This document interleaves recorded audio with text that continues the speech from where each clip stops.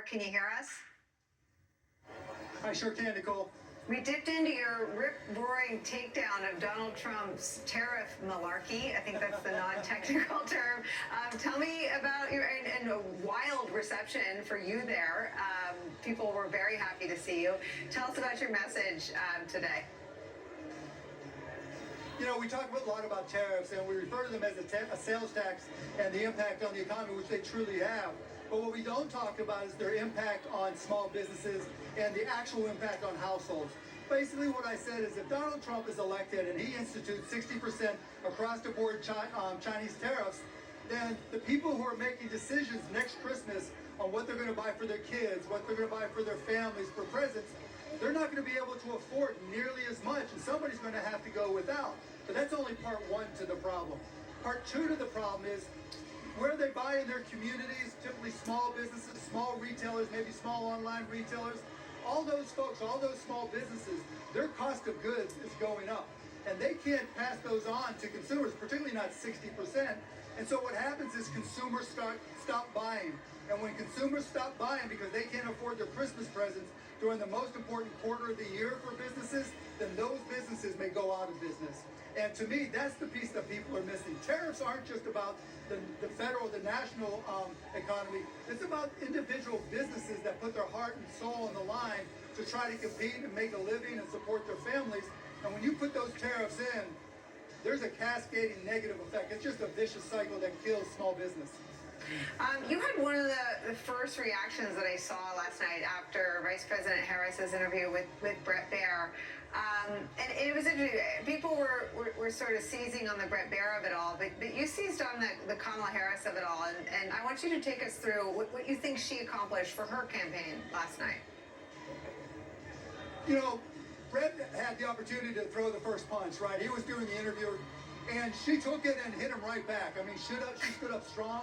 She was responsive. She didn't call names. She hit him right back. I mean, you know, she was solid. She was measured. She was consistent in her message. You know, there's some questions she didn't want to answer. She didn't answer. She took him to somewhere she wanted to go. And that's great. But that's what you do when you have somebody that's just trying to put you down. Stand up, be strong. And I think truly that's who she is as a leader. There's nobody who's going to intimidate her. There's nobody who's going to talk her into a corner.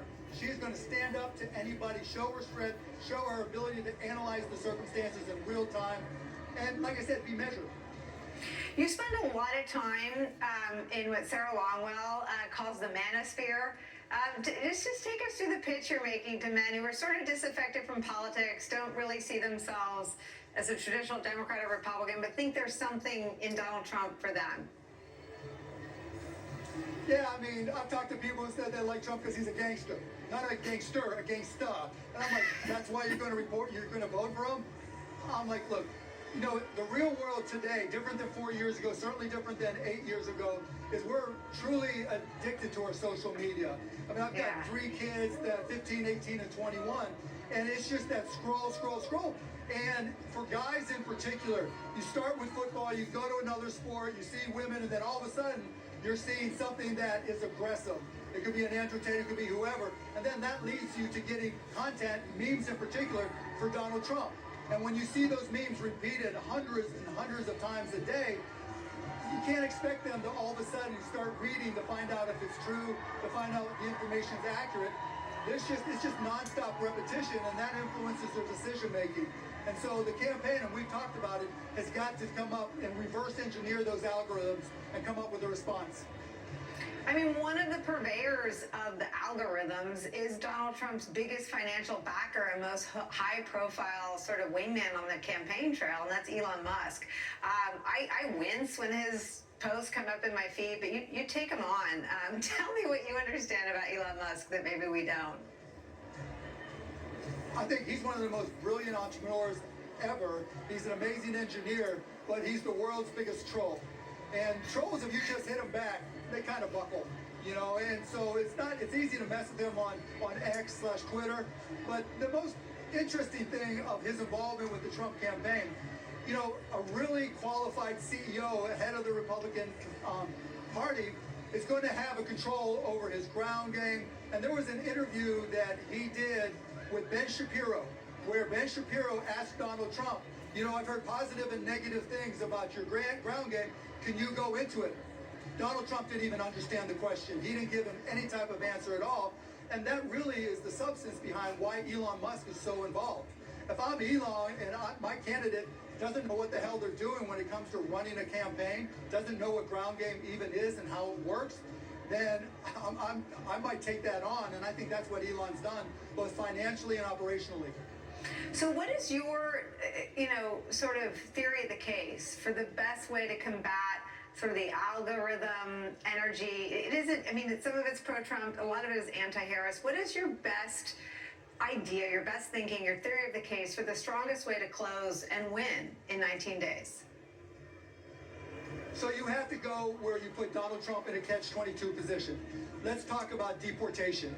Both the Vice President and Donald Trump agree that criminals that are here illegally should be deported.